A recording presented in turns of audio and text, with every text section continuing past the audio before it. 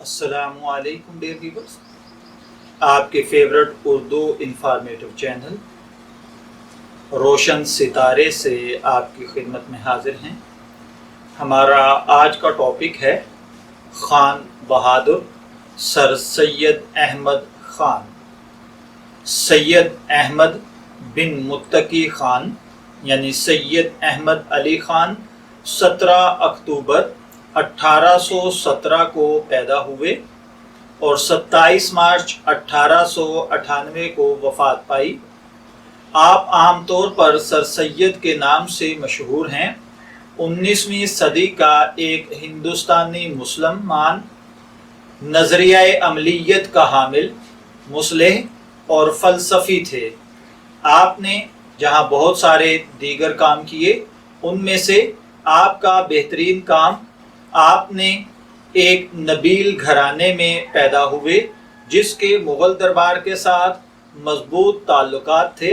Sir Syed ने कुरान में पाक और साइंस की तालीम दरबार में ही हासिल की, जिसके बाद यूनिवर्सिटी ऑफ एडिनबरा से आपने तालीम हासिल की और आपने कानून में डॉक्टरेट की एजाज़ी डिग्री भी हासिल की। 1838 में ईस्ट इंडिया कंपनी में मुलाजमत इख्तियार की और 1867 में वो छोटे मुकदमात के लिए जज मुकर्रर किए गए। 1876 में वो मुलाजमत से मुस्ताफ़ी हुए और 1857 की जंग आज़ादी के दौरान में वो ईस्ट इंडिया कंपनी का वफादार रहे और यूरोपियों की जानें बचाने में इनके किरदार की सल्तनत बरतानिया की तरफ से सताइश की गई।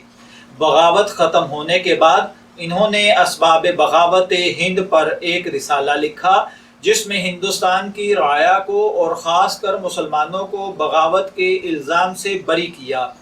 इस रिसाले का फ़ायदा सल्तनत बरतानिया को हुआ, जिसने इसकी बुनियाद पर ईस्ट इंडिया कंपनी से बर्रे सग़ीर का तमाम कब्ज़ा ले लिया और हिंदुस्तान के तमाम मामलात बराह रास्त अपने कब्ज़े में ले लिए।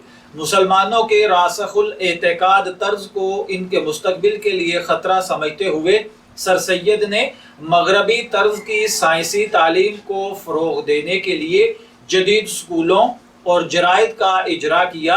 अपने कलामी मकतब फ़िक्र की बुनियाद डाली, जो मोतज़िला के अफ़कार का चरबा था, मगर उसकी कलामी नज़रियात मकबूल ना हो सके, इसलिए सिर्फ साइंसी उलूम की अशात तक महदूद रहा। 1859 में सर सैयद ने मुरादाबाद में गुलशन स्कूल, 1863 में गाजीपुर में विक्टोरिया स्कूल और 1864 में साइंसी सोसाइटी बराए मुसलमान कायम की। 1875 में मोहम्मदन और एंग्लो ओरिएंटल कॉलेज, जो जनूबी एशिया में पहली मुस्लिम यूनिवर्सिटी बना। आप किरदार के दौरान में सर सैयद ने बार बार मुसलमानों को सल्तनत बरतानिया से वफादारी पर जोर दिया। तमाम हिंदुस्तानी मुसलमानों को उर्दू को बतौर ज़बान राब्ता आमा बनाने की कोशिश की। वो अपनी बरतानवी वफादारियों के सबब इंडियन नेशनल कांग्रेस की तरफ से गहरी तनकीद का निशाना बने।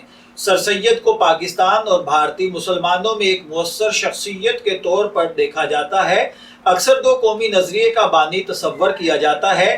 कुछ लोग इससे इख्तलाफ करते हैं और तारीखी बदयांती करते हुए दो कौमी नज़रिए को 17वीं सदी के गैर अहम किरदार हज़रत मुजद्दद अल्फसानी के सर मढ़ देते हैं, जिसका कोई ठोस इल्मी सबूत मौजूद नहीं है, बल्कि असर और मुतासर की इतनी निस्बत है जितनी कि सिकंदर आज़म और नेपोलियन में मौजूद हो सकती है। सर सैयद की इस्लाम को साइंस और जदीदियत के साथ हम आहंग बनाने के लिए अक़लियत पसंदी यानी मोतज़िला रिवायत की वकालत ने आलमी सतह पर इस्लामी इस्लाह पसंदी को मुतासर किया और नाकाबिले तलाफ़ी नुकसान दिया।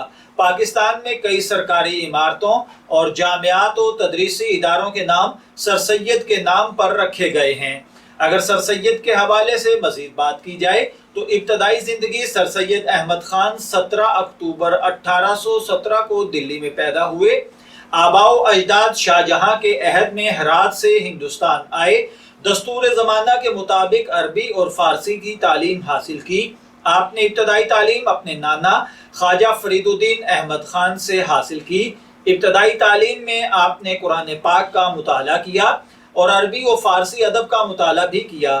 اس کے علاوہ آپ نے حساب، طب اور تاریخ میں بھی مہارت حاصل کی۔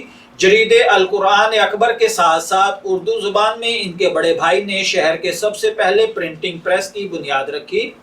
ورژن کی ضرورت سر سید نے کئی سالوں کے لیے ادویات کا مطالعہ کیا اور اس کی پیروی کی، لیکن اس کا کورس مکمل نہیں کر سکے تھے۔ ابتدائی تعلیم حاصل کرنے کے بعد آپ نے اپنے خالو مولوی خلیل اللہ سے عدالتی کام سیکھا۔ 1837 میں آگرہ میں کمشنر کے دفتر میں بطور نائب منشی کے آپ نے فرائض سنبھالے۔ 1841 اور 42 میں مین پوری اور 1842 اور 46 تک فتح پور سیکری میں سرکاری خدمات سر انجام دی۔ محنت و ایمانداری سے ترقی کرتے ہوئے 1846 میں دلی میں صدر الامین مقرر ہوئے۔ دلی میں قیام کے دوران آپ نے اپنی مشہور کتاب آثار الصنادید 1847 میں لکھی۔ اس کے بعد آپ نے دیگر کام بھی کیا۔ 1857 میں آپ کا تبادلہ ضلع بجنور ہو گیا۔ ضلع بجنور میں قیام کے دوران میں آپ نے اپنی کتاب سرکشی ضلع بجنور لکھی۔ جنگ آزادی ہند 1857 کے دوران میں آپ بجنور میں قیام پذیر تھے۔ اس کٹھن وقت میں آپ نے بہت سے انگریز مردوں، عورتوں اور بچوں کی جانیں بچائیں۔